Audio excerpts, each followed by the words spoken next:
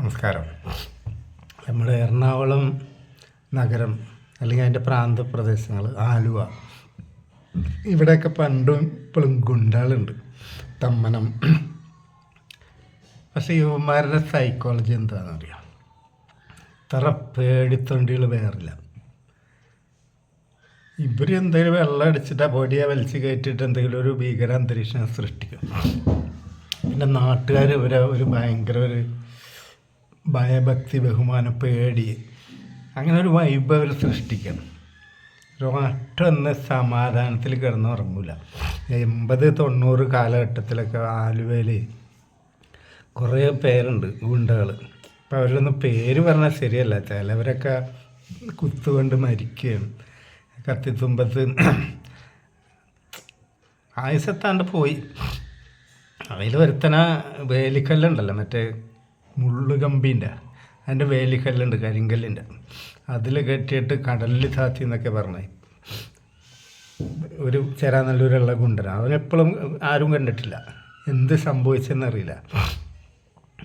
അതവിടെ ഒരു ബാറുടമയായിട്ടുള്ള പ്രശ്നത്തിൽ അവരുടെ ബാറുടമേൻ്റെ ഗുണ്ടകൾ ശരിയാക്കിയതാണെന്നാണ് പറഞ്ഞത്. ഇവർക്ക് എല്ലാവർക്കും പോലീസുകാരെ പേടിയാണ്. ഒരു രാത്രി ഇവർ സമാധാനത്തിൽ കിടന്നുറങ്ങില്ല. ഒരു പട്ടി കുരക്കണ അവസ്ഥ കേട്ടാലോ പേടിച്ച് വിറക്കും ഇവർ.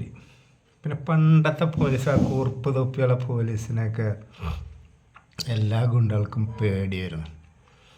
ഇന്നിപ്പോൾ രാഷ്ട്രീയക്കാർ, ഏബ്യന്മാർ, പോലീസുകാർ, ഇവരൊക്കെ റിങ്ങായിക്കുക. വലിയ വലിയ റിയൽ എസ്റ്റേറ്റ് ഇങ്ങനത്തെയൊക്കെ കാര്യങ്ങൾ ഡീൽ ചെയ്യാൻ വേണ്ടിയിട്ട് ഇപ്പോഴത്തെ വരെ ഗുണ്ടകളെ മുന്നിൽ വെച്ചിട്ട് കളിക്കുന്ന ബാക്കിൽ ഇവരാണ് രാഷ്ട്രീയക്കാർ.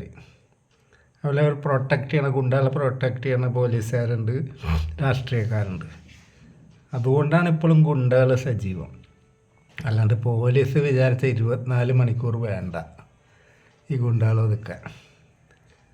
പിന്നെ ഇവർക്കൊരു ക്രിമിനൽ മൈൻഡാണല്ലോ ആൾക്കാരെ ഉപദ്രവിക്കണം. പോലീസിലുണ്ട് അങ്ങനത്തെ ആൾക്കാർ. പണ്ടൊക്കെ SIമാർ, CIമാരൊക്കെ ഉണ്ട്. വെറുതെ റോട്ടിൽ നിന്നാൽ പിടിച്ചുകൊണ്ട് പോയിട്ട് ഇടിക്കും.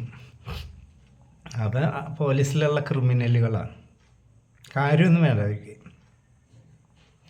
അതേപോലെ ഞാൻ പറഞ്ഞ ഇപ്പം ഈ തമ്മന ഭാഗത്തുള്ളൊരു പേര് കേട്ട ഗുണ്ട ഇപ്പോൾ പോലീസിനെ പേടിച്ച് മുരിങ്ങൂർ ധ്യാനം കൂടാനൊക്കെ പോയിരുന്നുണ്ട്. അപ്പോൾ ധ്യാന കേന്ദ്രത്തിന് ഭയങ്കര പബ്ലിസിറ്റി. ഇന്ന ആളിവിടെ വന്നിട്ടുണ്ട്. എന്ത് തേങ്ങ ഇവനൊക്കെ നല്ല 2 അടി കിട്ടിയാലല്ല ഓടി വീട്ടിൽ പോവും. ഗുണ്ടകളാണ് ഇവരെ. ഇപ്പോഴുണ്ട് എറണാകുളത്ത് ഗുണ്ടകൾ എന്ന് പറഞ്ഞാൽ ഇതാണ് ഞാൻ പറഞ്ഞ കെയർ ഓഫാണ്. രാഷ്ട്രീയക്കാർ, പോലീസുകാർ, അവരുടെ കെയർ ഓഫിലും തണലിലുമാണ് ഇവരും ജീവിക്കുന്നത്. ധൈര്യം എന്ന് പറഞ്ഞാൽ 10ൻ്റെ വയസ്സൊക്കെ ഇല്ല. ധൈര്യം എന്ന് പറഞ്ഞാൽ ഇല്ല ഇവർക്ക്. പല ആൾക്കാരെ, പല ഫേമസ് ഗുണ്ടകളായിട്ട് ഞാൻ അടുത്തിടെ ഒഴുകിയിട്ടുണ്ട്. ആലുവ ഭാഗത്തുള്ള, ചേരാനല്ലൂരുള്ള. രാത്രി കണ്ട് ഉറങ്ങാൻ പറ്റില്ല. പോലീസ് വണ്ടി എപ്പോഴാണ് വരണത്, എപ്പോഴാണ് പൊക്കണേ. പല കേസിലും പ്രതികളാണ് ഇവരൊക്കെ. എന്ത് ജീവിതമാണ് ഇതൊക്കെ. എന്നാൽ പുറമേ വലിയ പോലീഷാണ്. ഒരു ബാറിൽ വന്നാൽ, തട്ടുകടയിലൊക്കെ വന്നു കഴിഞ്ഞാൽ ഇവന്മാരൊരു പട്ടിഷമുണ്ട്. എല്ലാവർക്കും ഇവന്മാരുടെ മുന്നിൽ തൂങ്ങിക്കിടക്കണം അതേ സാധനമൊക്കെ തന്നെ ഉള്ളതെന്ന് ജനങ്ങളാണ്ട് ചിന്തിച്ചു കഴിഞ്ഞാൽ ഒരു ഗുണ്ട ഇവിടെ വളരൂല. പണ്ട് എനിക്കൊക്കെ നല്ലൊരു 25 വയസ്സൊക്കെ ഉള്ളപ്പോൾ തമ്മന ഭാഗത്ത് ഒരു പള്ളിയിൽ വികാരി അച്ഛന ഒരു ഗുണ്ട ഇതുപോലെ ആക്രമിക്കും. പള്ളി പെരുന്നാളാണ്. പള്ളി പരിസരത്തൊക്കെ ഒരുപാട് അക്രമം. അങ്ങനെ ഞങ്ങൾ പള്ളിക്ക് ഫോൺ വന്നു, ഇങ്ങനെ ഒരു ഇഷ്യൂ അവിടെ നടക്കുന്നുണ്ട്, പോലീസുകാരും വരണില്ല പറഞ്ഞു. അങ്ങനെ ഞാനും എൻ്റെ ഒരു ഫ്രണ്ടും കൂടി പോയി. സൈക്കിളും മേലെ പോയി. അന്ന് ബൈക്കൊന്നുമില്ല, ബൈക്കൊക്കെ പ്രചാരത്തിൽ കുറവാണ്. ഈ ഗുണ്ടനുണ്ടല്ലോ, അവനൊടുത്ത മുണ്ടഴിച്ച് കൈ ബാക്കിൽ കെട്ടിയിട്ട് അത് കഴിഞ്ഞിട്ടാണ് പോലീസ് വന്നവനെ കൊണ്ടുപോയത്. കാരണം പോലീസിനും ഇവനെ പേടി. ഗുണ്ടെന്ന് പറഞ്ഞാൽ അത്രേ ഉള്ളൂ. നല്ല 2 അടി കിട്ടി ഏത് ഗുണ്ട ഓടും. എന്ത് പോലീസ് വണ്ടി കണ്ട ഇവർ ഓടണത്? ഭയം. ഇവരൊക്കെ പുറം പോലീസിലിങ്ങനെ നടക്കുകയാണ്. നല്ല 2 അടി കിട്ടുന്ന സ്ഥലത്ത് ഇവന്മാർ ഗുണ്ടായുസൊന്നും എടുക്കൂല, കൊട്ടേഷൻ എടുക്കൂല. ചിലവാകേണ്ടടുത്ത് ചിലവാക്കും. അതാണ് അവരുടെ സൈക്കോളജി. അല്ലാണ്ട് ഗുണ്ടായിട്ടൊന്നും ആരും ജനിക്കണില്ല. നമ്മൾ നാട്ടുകാർ വളർത്തുകയാണ് ഉമ്മാരെ.